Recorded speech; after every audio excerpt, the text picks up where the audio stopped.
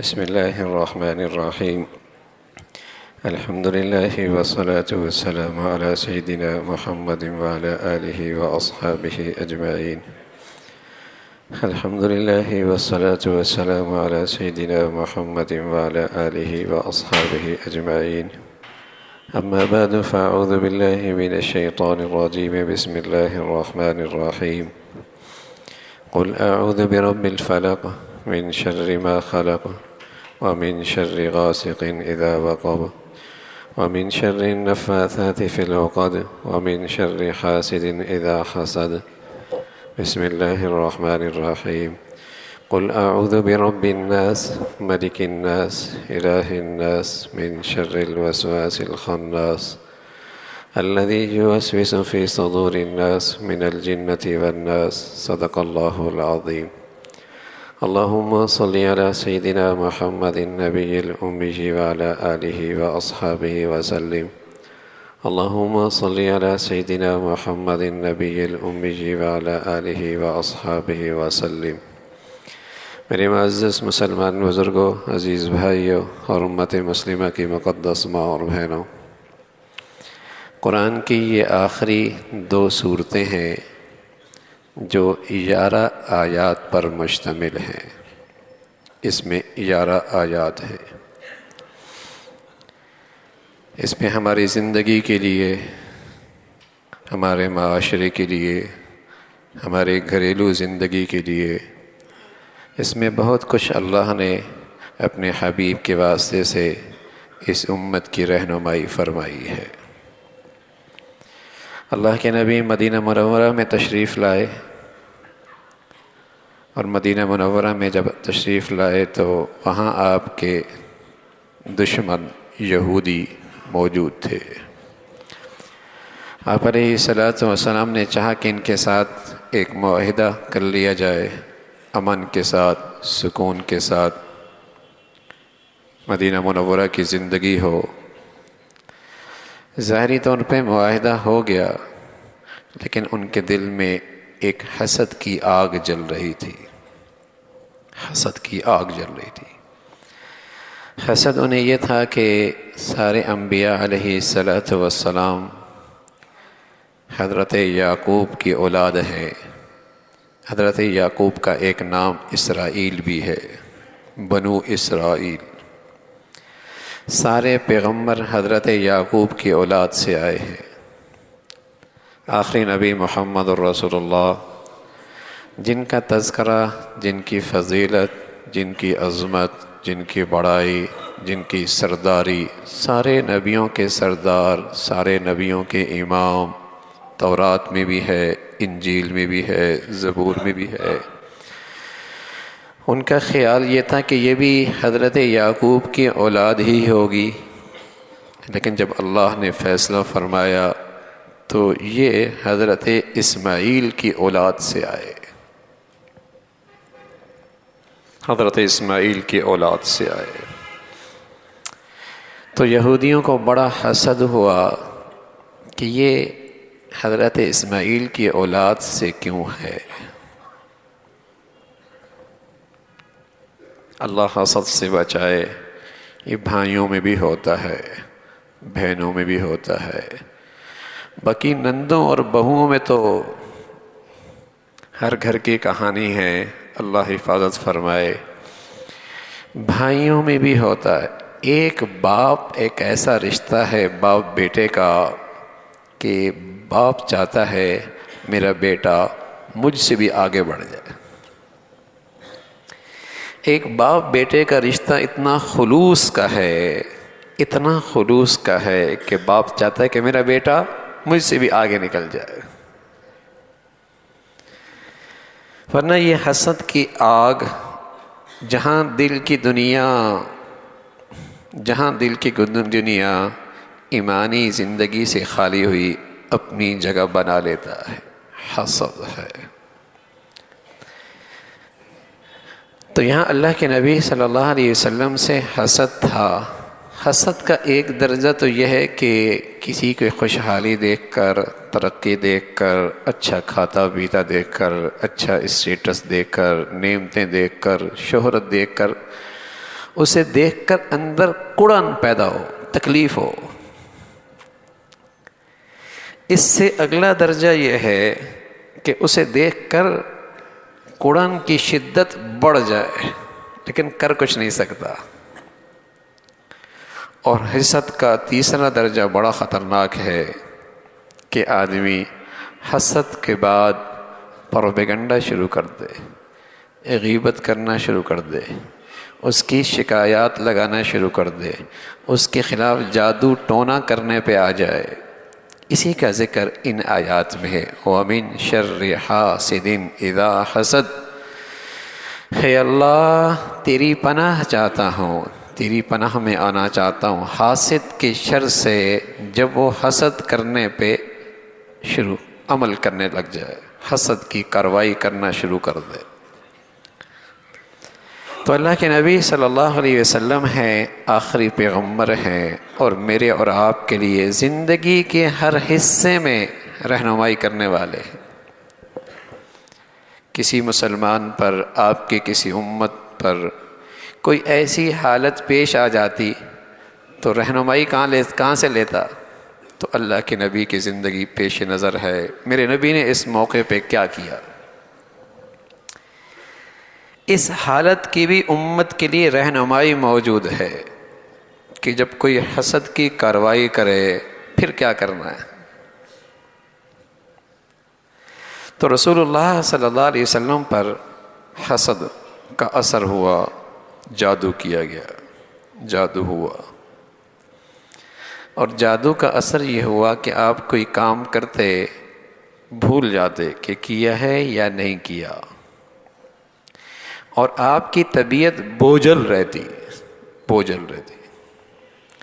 ایک دن آپ اپنی اہلیہ سے، حضرت عائشہ سے رضی اللہ تعالیٰ عنہ سے فرمانے لگے، عائشہ میرے اللہ نے مجھے بتا دیا ہے میری جو یہ حالت ہے نا، اس کا پیچھے سبب کیا ہے، میرے اللہ نے مجھے بتا دیا۔ اور پھر بتایا کہ میں سویا ہوا تھا، دو فرشتے آئے، ایک سرانے کی طرف کھڑا تھا، ایک پاؤں کی طرف کھڑا تھا، ان کی آپس کی گفتگو اللہ نے مجھے سنائی۔ ایک نے کہا اس شخص کو کیا ہوا ہے، دوسرے نے کہا جادو ہوا ہے۔ اس نے پوچھا کس نے کیا ہے؟ کہا وہ یہودی لبید بن عاصم، اس کو جادو آتا تھا، اس نے اپنی بیٹیوں کو سکھایا، اور اس کی بیٹیوں نے ایک کنگھے کے دانے پر، جس کنگھے میں بال بھی استعمال ہوئے ہیں، وہاں 11 گرہیں لگائی ہیں، اور فلاں کنویں میں وہ کنگھا موجود ہے۔ یہ اللہ کے نبی صلی اللہ علیہ وسلم کو آپ کی بیماری کا یوں آپ کو آگاہ کیا گیا۔ رسول اللہ صلی اللہ علیہ وسلم اس کنویں پہ تشریف لے گئے، کیا دیکھتے ہیں کہ پورا کنویں کا پانی پیلا ہوا ہے۔ ایسا خطرناک جادو تھا، پورے کنویں کا پانی پیلا۔ آپ نے وہ کنگھا نکلوایا اور اس پہ 11 گٹھانیں پڑی ہوئی تھیں۔ پھر ان دونوں فرشتوں نے کہا کہ اللہ نے اس پیغمبر پر یہ 11 آیتیں اتاری ہیں جس سے یہ جادو ختم ہو جائے گا۔ پھر اللہ کے نبی صلی اللہ علیہ وسلم پڑھتے چلے گئے، قل اعوذ برب الفلق، گرہ کھل گئی، من شر ما خلق، پھر گرہ کھل گئی، من شر غاسق اذا وقب، پھر گرہ کھل گئی۔ یوں ایک ایک آیت پڑھتے چلے گئے اور آپ کی جادو کی وہ گرہیں کھلتی چلی گئیں۔ 11 آیات پڑھی، ساری گرہیں کھل گئیں۔ پیارے رسول صلی اللہ علیہ وسلم فرمانے لگے، مجھے یوں لگا جیسے مجھے کسی نے باندھ رکھا تھا، اور ان گرہوں کے کھلنے سے میں آزاد ہو گیا۔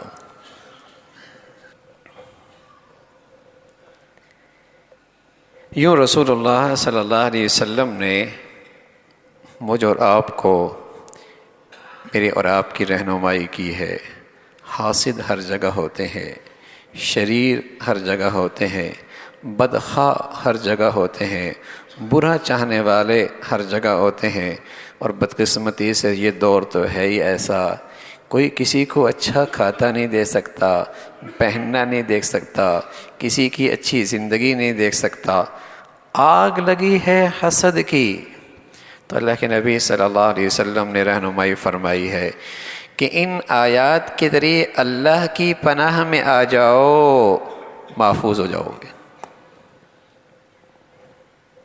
محفوظ ہو جاؤ گے۔ آیت عائشہ فرماتی ہیں رسول اللہ صلی اللہ علیہ وسلم کی ان آیات کے اترنے کے بعد ساری زندگی کا معمول تھا، جب رات ہوتی تو آپ ان 11 آیات کی تلاوت کرتے، اپنے ہاتھوں پر پھونک مارتے، پر ان ہاتھوں کو اپنے جسم پہ مل لیا کرتے تھے، پھر دوبارہ ایسا کرتے، پھر تیسری مرتبہ بھی ایسی کرتے۔ یہ زندگی بھر کا معمول تھا۔ جب آپ دنیا سے جانے لگے اور آپ پر شدت مرض کا اثر تھا اور مرض الموت کی وہ گھڑی تھی، آپ اچھی طریقے سے پڑھ بھی نہیں سکتے تھے اور اچھی طریقے سے ہاتھ بھی نہیں اٹھا سکتے تھے، لیکن چونکہ میں نے آپ کا معمول دے رکھا تھا تو میں نے وہ 11 آیتیں پڑھیں اور آپ کے ہاتھوں پر پھونک ماری، پھر آپ کے ہاتھ پکڑ کر آپ کے جسم پہ ملے۔ تو امت کی رہنمائی فرمائی ہے، اگر کوئی حاسد حسد کرے، کوئی جادوگر جادو کرے، کوئی شریر شر کرے، علاج کیا ہے؟ اپنے اللہ کی پناہ میں آ جاؤ۔ ان کلمات کے ذریعے اللہ کی پناہ چالو، 2 چیزوں میں سے ایک چیز ضرور مل جائے گی، 2 چیزوں میں سے ایک چیز ضرور مل جائے گی۔ یا تو تمہاری زندگی کی تکلیف ہی ختم ہو جائے گی، اور اگر تکلیف رہی بھی، قسم خدا کی وہ تکلیف بھی اللہ کی رحمت اور نعمت بن جائے گی۔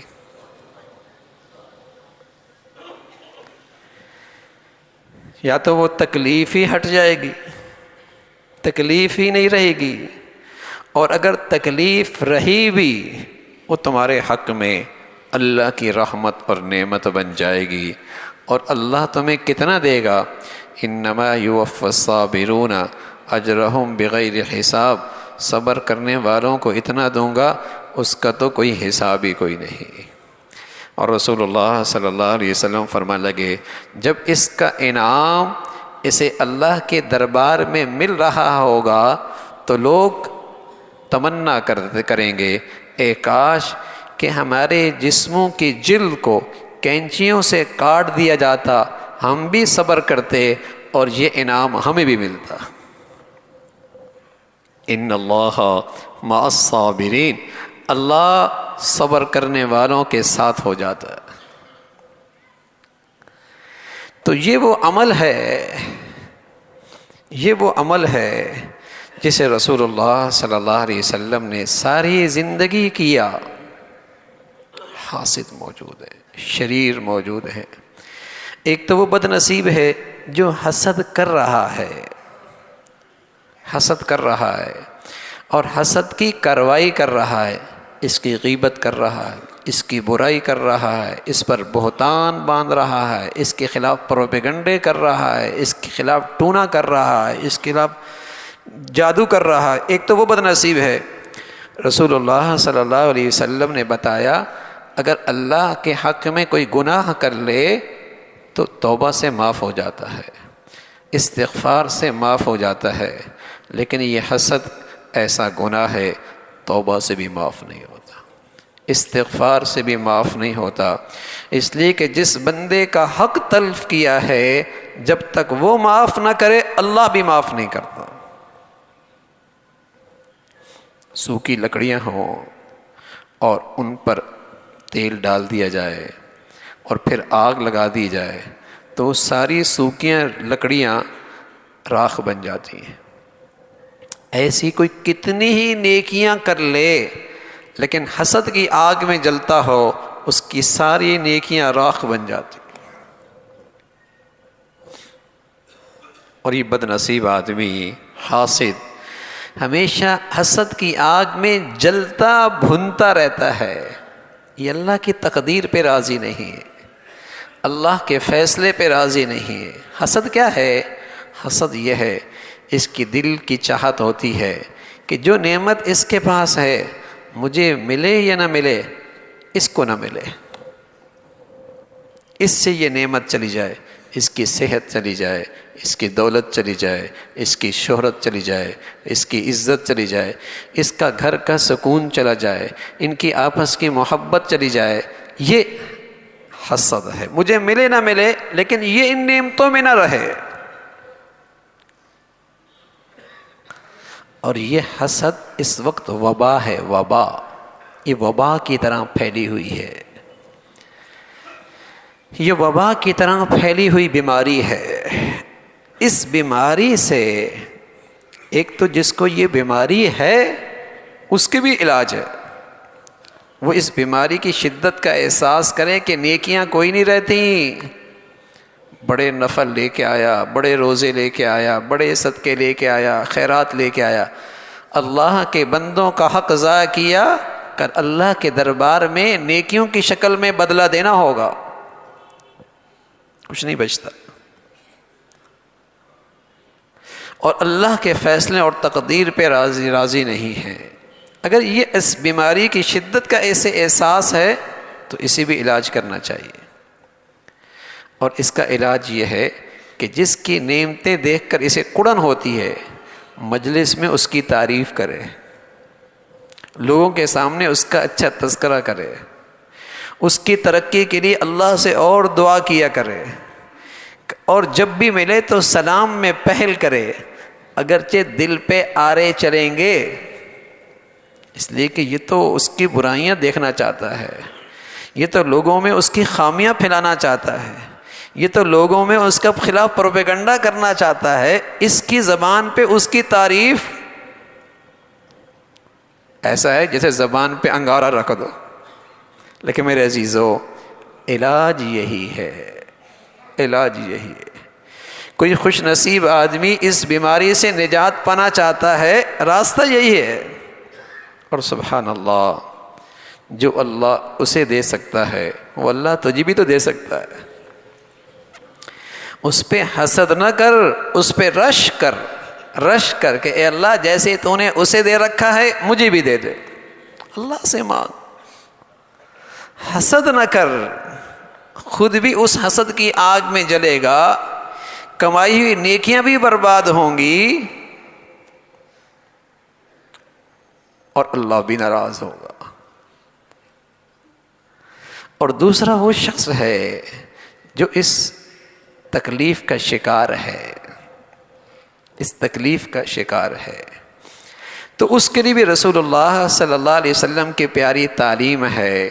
کیا کیا آپ نے؟ سبحان اللہ، جب آپ نے اللہ کی پناہ میں ان آیات سے آئے، آپ کی تکلیف دور ہو گئی۔ آپ نے پھر کیا کیا؟ آپ نے انتقام نہیں لیا۔ حضرت عائشہ فرمانے لگی یا رسول اللہ، آپ کو پتہ چل گیا یہ ولید بن عاصم ہے، یہودی ہے، اس کا تذکرہ لوگوں کو بھی سامنے بھی کر دیں۔ آپ علیہ الصلوۃ والسلام نے فرمایا جب اللہ نے مجھے تکلیف سے بچا لیا، میں نہیں چاہتا کہ لوگ اسے تکلیف دیں۔ سبحان اللہ،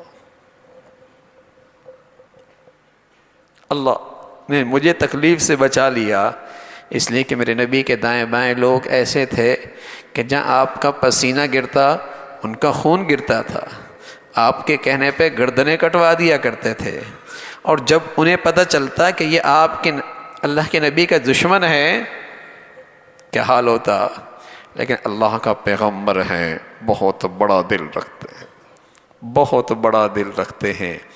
میرے عزیزو، کوئی شر پھیلائے اور شر سے بچنے کی تدبیر کی جائے، جائز بدلہ بھی لے سکتے ہیں، لیکن اللہ کے نبی کے اخلاق کیا ہیں؟ معاف کر دو۔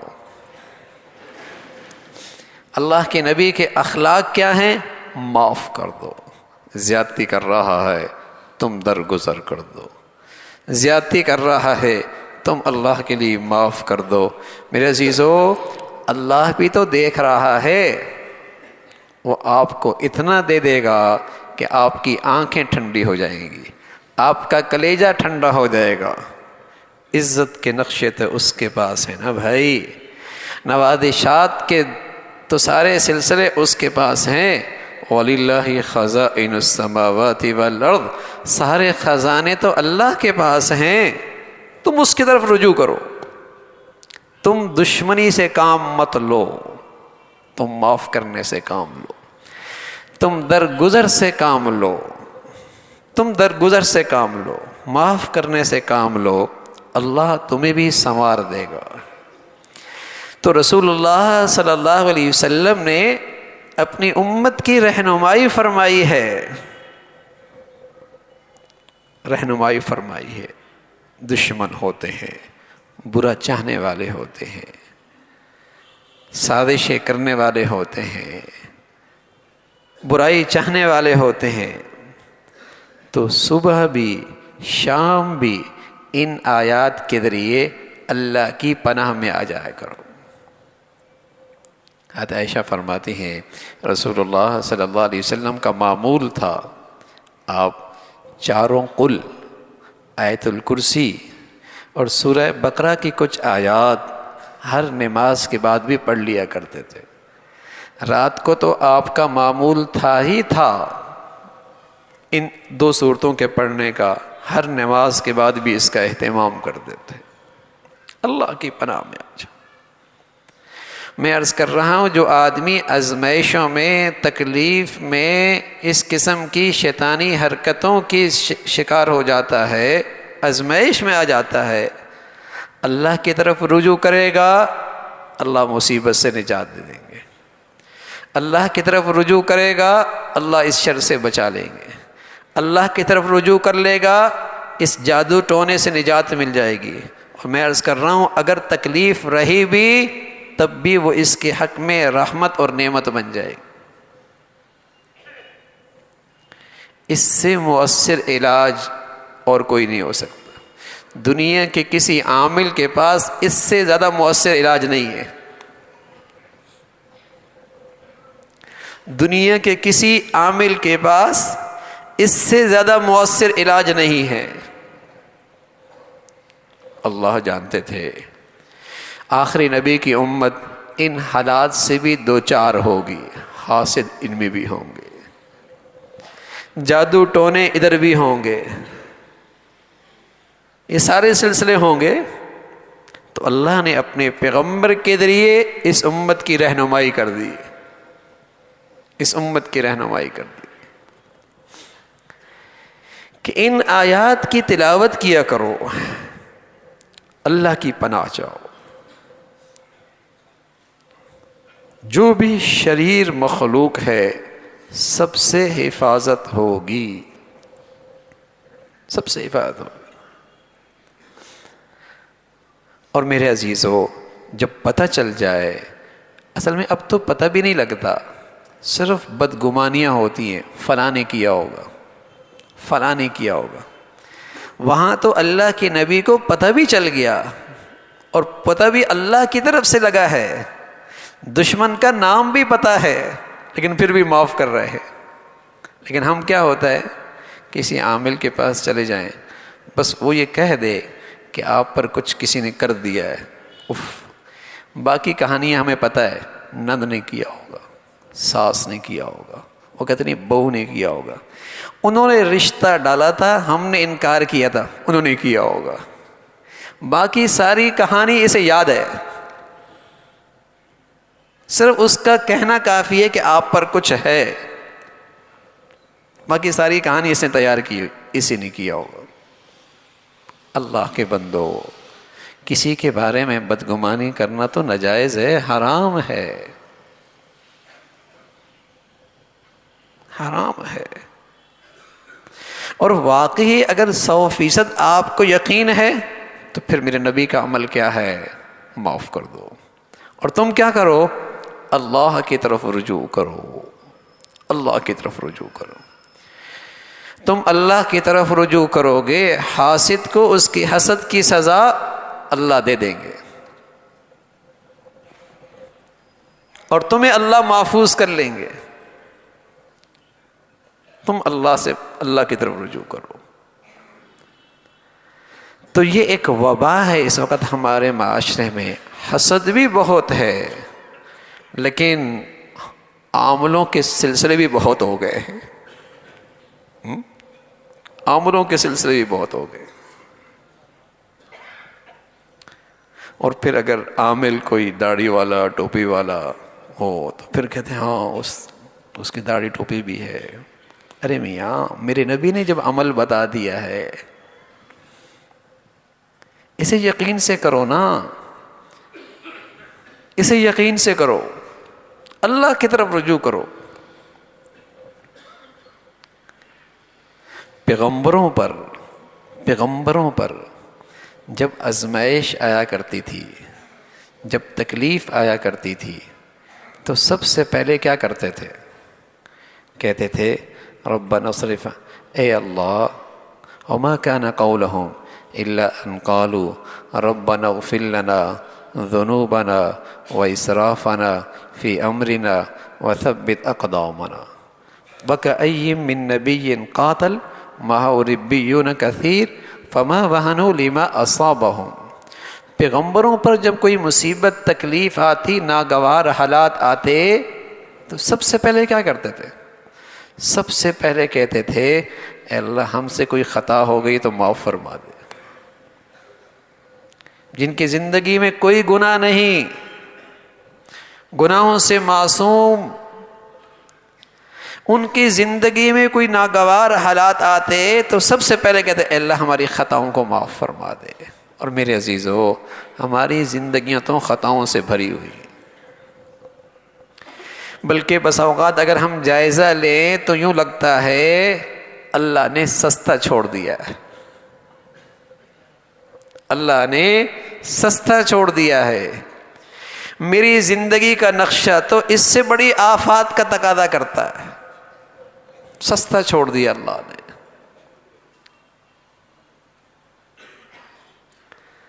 تو سب سے پہلی چیز ہے آدمی اپنا محاسبہ کرے.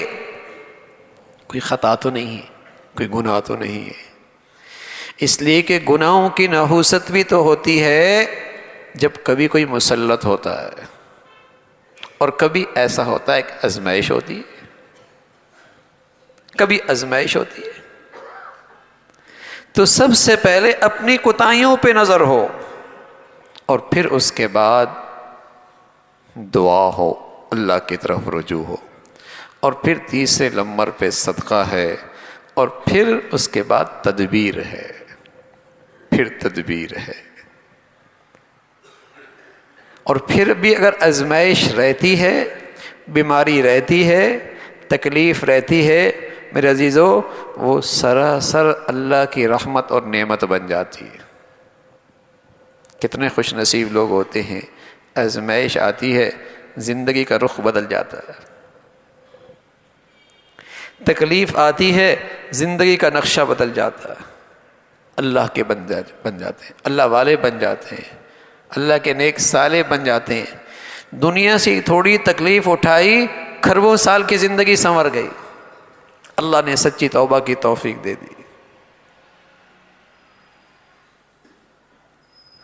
تو رسول اللہ صلی اللہ علیہ وسلم نے اس موقع پہ رہنمائی فرمائی ہے کہ جب بھی کوئی حسد کرے اور تمہارے خلاف شر کرے تو اللہ کی طرف رجوع کرو. اور خود رسول اللہ صلی اللہ علیہ وسلم نے اللہ کی طرف رجوع کر کے امت کی رہنمائی فرمائی، اور اس میں الفاظ ہیں وَمِن شَرِّ حَاسِدٍ إِذَا حَسَدَ. اے اللہ آپ کی پناہ چاہتا ہوں جب حاسد کے شر سے، جب وہ حسد کی کارروائی کرنے لگ جائے، اس کی آپ کی پناہ چاہتا ہوں. اور سبحان اللہ، اللہ حفاظت پہ آ جائے تو کوئی بال بھی بیگا نہیں کر سکتا. اللہ حفاظت کرنے پہ آ جائے. ضرورت یہ ہے کہ ہم اللہ کی حفاظت میں آ جائیں. اللہ کی طرف رجوع کریں. سب سے حفاظت کی پناہ اللہ کی طرف رجوع. حضرت موسیٰ علیہ السلام سے کسی نے پوچھا کہ ایک آدمی کے ہاتھ میں تیر کمان ہو اور دنیا میں کوئی بھی جگہ ایسی نہ ہو جو اس کی تیر کے نشانے سے محفوظ ہو، تو اس سے بچنے کی کیا ضرورت ہے؟ تو فرمایا اس کے بغل میں آ جاؤ، بغل میں آ جاؤ۔ سبحان اللہ میرے عزیزو، اس کائنات کا رب تو خالق اور مالک تو اللہ ہی ہے۔ جتنے حالات ہیں اس اللہ کے فیصلے سے ہیں، اس کے قریب آ جاؤ بات بن جائے گی، اس کے قریب آ جاؤ بات بن جائے گی۔ تو یہ حفاظت کا راستہ ہے۔ بڑی مائیں، سمجھدار مائیں رات کو سونے سے پہلے اپنے بچوں پر بھی یہی آیات پڑھ کے دم کیا کرتی تھی، اپنے بچوں پر، اپنی بچیوں پر یہ دم کیا کرتی۔ یہ حفاظت ہے، اس سے حفاظت ہوگی، اس کا اہتمام ہو۔ حدیث میں آتا ہے جو شخص رات کو سوتا ہے اور سوتے وقت باوضو ہو کے سوتا ہے اور یہ اللہ کے کلمات پڑھ لیتا ہے، تو رات بھر اللہ کا فرشتہ اس کے سرانے میں اس کی حفاظت کی دعا بھی کرتا ہے، اس کی حفاظت بھی کرتا ہے۔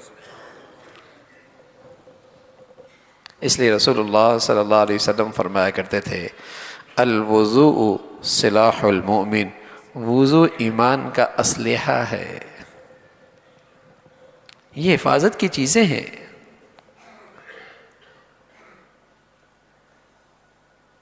کہ اللہ کو یاد کر کے اللہ کی حفاظت میں سو رہا، باوضو ہو کے سو رہا،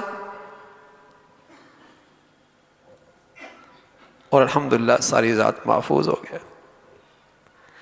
آج ساری زندگی اسباب کے گرد گھومتی ہے نا، اعمال کو زندگی سے نکال دیا۔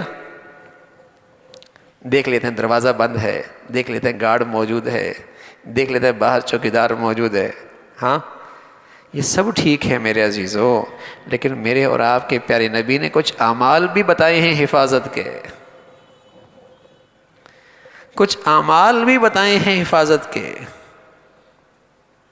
جس سے آدمی قلعے کے اندر محفوظ ہو جاتا ہے، آدمی کی جان و مال قلعوں میں محفوظ ہو جاتی ہے۔ ایک روایت میں آیا ایک شخص کا مال ضائع ہو گیا، مال۔ آپ علیہ الصلوۃ والسلام حتیم میں بیٹھی ہوئی ہے بیت اللہ کے سائے میں، کہنے لگے یا رسول اللہ فلاں شخص ہے، سمندر میں اس کا سارا مال ضائع ہو گیا۔ تو اللہ کے نبی صلی اللہ علیہ وسلم نے قسم کھا کے فرمایا کسی کا مال ضائع نہیں ہوتا، ہاں اس کی زکوٰۃ کی ادائیگی ٹھیک نہیں ہوتی۔ اور پھر فرمایا حسنوا اموالکم بالزکاۃ، تم زکوٰۃ کو صحیح ادا کرو، یہ ایسا ہے جیسے تم نے اپنے مالوں کو قلعے میں محفوظ کر لیا۔ اعمال بھی تو ہیں حفاظت کے، جس سے جسم بھی محفوظ ہوتا ہے، جس سے مال بھی محفوظ ہوتا ہے، جس سے گھر بھی محفوظ ہوتے ہیں، اعمال ہیں جو رسول اللہ صلی اللہ علیہ وسلم اپنی امت کو دے کر گئے۔ تو ایک بہت بڑا عمل ہے ان آیات کی تلاوت۔ کیا یہ اچھا ہے کہ آپ حضرات اس کی تلاوت یاد بھی ہو اور اس کا معنی اور مفہوم بھی آپ کو یاد ہو۔ کیا جامع ترین مضمون ہے ان آیات کا، ہاں، جس میں یہ بندہ اپنے جن الفاظ کے ساتھ یہ بندہ اللہ کی پناہ میں آتا ہے، اس کے ترجمہ بھی آپ کے پیش نظر ہو، اس کا مفہوم بھی آپ کے پیش نظر ہو، اور پھر اللہ سے پناہ مانگی، اللہ کی پناہ میں آ جاؤ ان الفاظ سے۔ اور میرے عزیزو، اللہ کے لیے جب بھی کوئی حالت پیش آ جائے تو فوراً کسی کے بارے میں بدگمانی مت کرو، فلاں نے کیا ہے، یہ کبیرہ گناہ ہے، اس سے آپ کی تکلیف کی شدت میں اور اضافہ ہوگا، اس سے آپ کی تکلیف میں اور اضافہ ہوگا۔ کرنے کا کام ہے اللہ کی طرف رجوع کرنا، اور اللہ حفاظت فرمائے، ہمیں اس بری عادت سے محفوظ فرمائے، حسد کی عادت، اللہ ہمیں محفوظ فرمائے، ہاں ہماری زندگیاں اس سے محفوظ ہوں۔ کسی کو اللہ نے دیا ہے خوب دیا ہے، اس کے لیے دعا کریں، اللہ تو نے اسے دے رکھا ہے اور دے، مجھے بھی عطا فرما دے، مجھے بھی عطا فرما دے۔ امام ذہبی رحمۃ اللہ علیہ، ان کا بہت ہی غیر معمولی حافظہ تھا، بہت ہی غیر معمولی۔ ایک بہت بڑے بزرگ حافظ ابن حجر، جنہوں نے بخاری شریف کی غیر معمولی وضاحت میں ایک کتاب لکھی ہے، کئی جلدوں میں عربی زبان میں، انہیں امام ذہبی کے حافظے پر بڑا رشک آتا تھا کہ کیا غیر معمولی حافظہ ہے۔ تو مکہ گئے، بیت اللہ گئے، زمزم کا پانی پیا، اور رسول اللہ صلی اللہ علیہ وسلم کا ارشاد ہے کہ ماء زمزم لما شرب لہ، زمزم کا پانی جس مقصد کے لیے پیا جائے اللہ اس مقصد کو پورا فرما دیتے ہیں۔ ماء زمزم لما شرب لہ، زمزم کا پانی جس مقصد کے لیے پیا جائے اللہ اس مقصد کو پورا فرما دے۔ تو انہیں امام ذہبی پہ ہمیشہ رشک آتا تھا، تو زمزم کا پانی کیا اور اللہ سے دعا کی، اے اللہ مجھے بھی امام ذہبی جیسا حافظہ نصیب فرما۔ دعا تو کر سکتے ہیں، رشک تو کر سکتے ہیں، ہاں کسی اچھائی اور نیکی پر اس کی تمنا تو کر سکتے ہیں، لیکن حسد کرنا یہ بلا ہے، یہ بہت بڑی بیماری ہے، یہ کبیرہ گناہ ہے، کبیرہ گناہ ہے۔ حدیث میں آتا ہے کہ اللہ کے دربار میں حساب و کتاب کا سلسلہ ہوگا، ایک شخص ہوگا بہت نیکیاں لے کے آیا، نیکیوں کا ڈھیر لے کے آیا۔ رسول اللہ صلی اللہ علیہ وسلم نے صحابہ سے پوچھا، تم جانتے ہو مفلس کون ہے؟ کنگلا، مفلس کون ہے، کنگلا کون ہے؟ صحابہ نے عرض کیا رسول اللہ، جس کے پاس درہم کوئی نہیں، دنانیر کوئی نہیں، وہ مفلس ہے۔ فرمایا نا، یہ مفلس نہیں ہے، مفلس وہ شخص ہے جو اللہ کے دربار میں بہت نیکیاں لے کے آیا، نوافل لے کے آیا، صدقہ خیرات لے کے آیا، بڑی بڑے روزے لے کے آیا، بڑی بڑی عبادات لے کے آیا اللہ کے دربار میں، لیکن اس نے بندوں کے حق ضائع کیے، غیبت کی ہے، بہتان باندھا ہے، برائیاں کی ہیں، اور اس کی بنیاد حسد ہوتی ہے۔ غیبت بنیاد حسد ہوتی ہے، برائیوں کی بنیاد حسد ہوتی ہے، بہتان کی بنیاد حسد ہوتی ہے، یہ ساری برائیاں کی ہوں گی۔ تو وہ شخص اللہ کے دربار میں لوگ اپنے حق کا مطالبہ کریں گے، اے اللہ اس شخص نے ہمارے حق ضائع کیے۔ اللہ فرمائیں گے اس شخص نے جو بہت ساری نیکیاں لے کے آیا ہے، ان بدلہ لینے والوں کے حوالے کر دو، حوالے کی جائیں گی، اور ایک وقت آئے گا ساری نیکیاں ختم ہو جائیں گی، لیکن مطالبہ کرنے والے پھر بھی رہ جائیں گے۔ اب کہا جائے گا ان کے گناہوں کا بوجھ اس پہ ڈال دو، اور یہ شخص جو بظاہر بہت عبادات کا سلسلہ لے کے آیا تھا، دوسروں کے گناہوں کا بوجھ لے کر جہنم میں جا رہا ہوگا۔ اللہ کے نبی فرمانے لگے یہ ہے مفلس جس نے لوگوں کے حق ضائع کیے، جس نے لوگوں کی برائیاں کی ہیں، ساری نیکیاں ضائع ہو گئی۔ میرے عزیزو، حقوق اللہ بہت اہم ہے، لیکن حقوق العباد اس لحاظ سے بہت سنگین، بہت ان کا معاملہ بہت سنگینی کا ہے کہ اگر ان میں کوتاہی ہو جائے اللہ بھی معاف نہیں فرماتے جب تک کہ بندہ معاف نہ فرمائے۔ تو ہم اپنی زندگی میں جائزہ لیں کہ کسی کے بارے میں ہمارے دلوں میں حسد کی آگ نہ جل رہا ہو، کہ دیکھ رہے ہیں اس کے پاس نعمتیں کڑن ہو رہی ہے، دیکھ رہے ہیں اس کی نعمتیں اندر شدت کی آگ جل رہی ہے، اور دیکھ رہے ہیں اس کی نعمتیں اور پھر اس کے خلاف کارروائیاں بھی شروع کر دی، دوسروں کے کان بھرنا شروع کر دیے، سازشیں کرنا شروع کر دی۔ اللہ حفاظت فرمائے، اللہ حفاظت فرمائے۔ اور اللہ رب العزت اس حاسد کو ایک سزا یہ دیتے ہیں کہ جب بھی اس نعمتیں والوں کو دیکھتا ہے اس کے اندر کی آگ جلنا شروع ہو جاتی ہے، ہر وقت تڑپتا ہے، یہ بے چین رہتا ہے۔ یہ بیماری ہے، یہ باطن کی اندر کی بہت بڑی بیماری ہے، لوگ کہتے ہیں نا روحانی علاج کرانا ہے، روحانی علاج، تو روحانی علاج یہی ہے کہ اندر کی اس روح کی بیماری کو ختم کر لو۔ یہ روح کی جو بیماریاں ہیں، جس نے نعمتوں کا دروازہ بند کر رکھا ہوتا ہے، جس نے زندگی میں نحوست لائی ہوئی ہوتی ہے، ان سے نجات پانے کی ضرورت ہے۔ حسد نہ ہو، اور ہمت کر کے حوصلے سے کام لے کے ہمیشہ اس کا اچھے انداز میں تذکرہ کرے، اور اللہ سے کہے اللہ مجھے بھی دے دے اور اسے اور ترقی نصیب فرما۔ اس کے خزانوں میں کیا کمی ہے؟ اس کے خزانوں میں کیا کمی ہے؟ اللہ اسے بھی دے دیں گے، اللہ آپ کو بھی دے دیں گے۔ تو ہمیشہ اندر سے جائزہ لے لیا جائے کہ کہیں میں اس بیماری میں مبتلا تو نہیں ہوں۔ اور میرے عزیزو، جس کو یہ شک ہو کہ فلاں شخص مجھ پہ حسد کر رہا ہے، اللہ کے لیے حسد کی بنیاد پر محض گمان پر کارروائی نہ کریں، ورنہ ایسا نہ ہو کہ آپ اس سے بڑے ظالم بن جائیں، ورنہ ایسا نہ ہو کہ آپ کی طرف سے زیادتی اس سے زیادہ ہو جائے۔ اگر یقین بھی ہے تو پھر بھی اللہ کے لیے معاف کر دیں اور آپ اللہ کی طرف رجوع کریں۔ اور جو رسول اللہ صلی اللہ علیہ وسلم نے حفاظت کے الفاظ بتائے ہیں، اسے اپنی زندگی بھر کا معمول بنائیں۔ ان الفاظ کی تاثیر ہے، ان دعاؤں کی تاثیر ہے، ان آیات کی تاثیر ہے۔ ہاں کبھی ایسا ہوتا ہے میرے عزیزو، ان کی تاثیر کے راستے میں میرا کوئی گناہ رکاوٹ بن جاتا ہے۔ جیسے دوائیں ہوتی ہیں، دواؤں کا اپنا ایک اثر ہوتا ہے، لیکن کوئی آدمی بد پرہیزی کر رہا ہوتا ہے تو وہ دوائیں اثر نہیں دکھاتی۔ یہ مطلب نہیں کہ ان دواؤں میں اثر نہیں ہے، یہ مطلب نہیں کہ ان دواؤں میں اثر نہیں ہے، ان دواؤں میں اثر ہے، لیکن اس کی بد پرہیزی رکاوٹ بن رہی ہے۔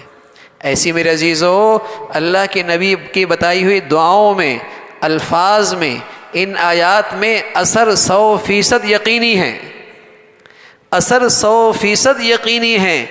ہاں میری زندگی میں بس اوقات اثر ظاہر نہیں ہوتا، بس اوقات میرا کوئی گناہ اس راستے میں رکاوٹ بن جاتا ہے، گناہ رکاوٹ بن جاتا ہے، ورنہ ان کی تاثیر میں ذرا شک نہیں۔ اللہ نے کہا ہے، اللہ کے رسول نے کہا ہے، اللہ کے نبی کی زندگی اس پر گواہ ہے، حضرت عائشہ اس پہ گواہ ہیں۔ ان الفاظ میں، ان آیات کی تاثیر میں ذرہ برابر شک نہیں۔ ہاں میری زندگی میں کوئی گناہ تو ایسا نہیں جو رکاوٹ بن رہا ہے، تو مجھے اس کا جائزہ لینا چاہیے کہ میں ان کی تاثیر چاہتا ہوں تو اپنی زندگی سے گناہوں کو نکالوں، تاکہ ان کی تاثیر میری زندگی میں آئے۔ ورنہ یہ خیال کرنا کہ ان کا میری زندگی میں اثر ظاہر نہیں ہوتا، اس کی وجہ ایک ہی ہے، کوئی رکاوٹ موجود ہے، کوئی رکاوٹ موجود ہے۔ تو ان آیات میں اور ان دعاؤں میں اور اللہ کے نبی صلی اللہ علیہ وسلم کی حفاظت کی بتائی ہوئی ان الفاظ میں ہماری زندگیوں کی حفاظت ہے۔ بس گناہوں کا جائزہ ضرور لیا جائے کہ وہ زندگی میں نہ ہوں۔ اللہ رب العزت بھائی ہم سب کے لیے عمل کرنا آسان فرما دے، اور ہر قسم کے حاسدوں سے، شریروں سے، فتنہ بازوں سے ہمارے بچوں کی اللہ حفاظت فرمائے۔ وآخر دعوانا الحمد للہ رب العالمین۔ اللہم لک الحمد کلو ولک الشکر کلو، اللہم لک الحمد کلو ولک الشکر کلو، اللہم انا علی ذکرک و شکرک و حسن عبادتک، اللہم انا علی ذکرک و شکرک و حسن عبادتک۔ ربنا ظلمنا انفسنا وان لم تغفر لنا وترحمنا لنكونن من الخاسرين، ربنا اغفر لنا ذنوبنا واسرافنا في امرنا وثبت اقدامنا وانصرنا على القوم الكافرين، یا حی یا قیوم یا ذا الجلال والاکرام یا ارحم الراحمین۔ ہم سب کو ایمان والی، سکون والی، چین والی، راحت بھری زندگی نصیب فرما۔ اے اللہ اپنی پسند کا جینا نصیب فرما، کلمے والی موت نصیب فرما۔ اے مولا کریم عافیت والی، صحت والی، ایمان والی زندگی نصیب فرما، لقمہ حلال نصیب فرما، برکت والی زندگی، برکت والی روزی نصیب فرما۔ اے اللہ جو کچھ کہا سنا عمل کرنا آسان فرما، پورے دین پہ چلنا آسان فرما، ہر گناہ سے ہر گندگی سے بچنا ہم سب کے لیے آسان فرما۔ اللہ بری زندگی سے بری موت سے ہم سب کی حفاظت فرما، حادثات سانحات ہسپتالوں کی زندگی سے حفاظت فرما۔ مولا کریم اپنے فضل سے جو کچھ کہا گیا اے اللہ ان کے لیے عمل کرنے کے لیے آسانیاں پیدا فرما۔ اے اللہ ہر قسم کے حسد سے، کینہ سے، بغض سے ہمارے دلوں کو محفوظ فرما۔ اے اللہ اپنے فضل سے ظاہر باطن تمام گندگیوں سے ہمیں نجات نصیب فرما۔ اے اللہ ہمارا ظاہر باطن اپنے پسند کا فرما۔ مولا کریم ہر قسم کے منفی سوچ سے، منفی گمان سے ہم سب کی حفاظت فرما۔ اے اللہ اپنے فضل سے تمام حاضرین حاضرات کی تمام جائز حاجات کو پورا فرما، مشکلات کو آسان فرما، پریشانیوں کو ختم فرما۔ ہر ماں باپ کو اپنے بچے بچیوں میں خوشیاں نصیب فرما۔ اے اللہ جو بچیاں گھروں میں ہیں ان کے لیے نیک صالح رشتوں کا انتظام فرما۔ جو بچیاں گھروں میں جا چکی ہیں ان کے گھروں کو محبت اور تقوی سے آباد فرما۔ اے اللہ ٹوٹ پھوٹ سے، انتشار سے، بدگمانیوں سے محفوظ فرما۔ اے اللہ باہمی اعتماد والی، محبت والی، خاندانوں میں باہمی الفتوں والی زندگی نصیب فرما۔ اے اللہ شریروں کے شر سے، حاسدوں کے حسد سے محفوظ فرما۔ مولا کریم اپنے فضل سے ہر ماں باپ کو اپنے بچے بچیوں کی تعلیم کے، تربیت کے صحیح فیصلے کرنے کی توفیق نصیب فرما۔ اے اللہ جو تیرے پیارے ہیں ان کی محبت صحبت نصیب فرما۔ بری زندگی سے، بری صحبت سے، برے ماحول سے ہمارے بچے بچیوں کی حفاظت فرما۔ اے اللہ ساری امت مسلمہ کے حال پہ رحم فرما، دنیا بھر کے مظلوم مسلمانوں کی مدد اور نصرت فرما۔ اے اللہ اہل اسلام کو نیک صالح قیادت نصیب فرما، جو بھی جہاں کہیں بھی تیرا دین کا کام اخلاص سے کر رہے، جو تیرے ہاں مقبول ہیں اللہ تو ان کی مدد اور نصرت فرما۔ مساجد کی، مدارس کی، مکاتب کی، علماء کی حفاظت فرما۔ اے اللہ مسلمانوں میں ایمانی اسلامی اخوت کو زندہ فرما۔ مسلمانوں میں نفرتوں کی جتنی شکلیں ہیں مسلمانوں کو ان سے محفوظ فرما۔ اے اللہ باہمی اتفاق و اتحاد نصیب فرما۔ ہمارے وطن عزیز کو امن اور سلامتی کا گہوارہ بنا، اسے استحکام نصیب فرما، اندرونی بیرونی خطرات سے محفوظ فرما۔ جو دین دشمن، ملک دشمن ہیں وطن عزیز کو ان کے شر سے محفوظ فرما۔ اے اللہ ایمان ہدایت کی فضاؤں کو عام فرما، اہل لوگ، مخلص لوگ وطن عزیز کو عطا فرما۔ اے اللہ ہر قسم کے بے دینوں سے، شریروں سے محفوظ فرما۔ ہمارے ملک پہ رحم فرما، ہمارے شہر پہ رحم فرما۔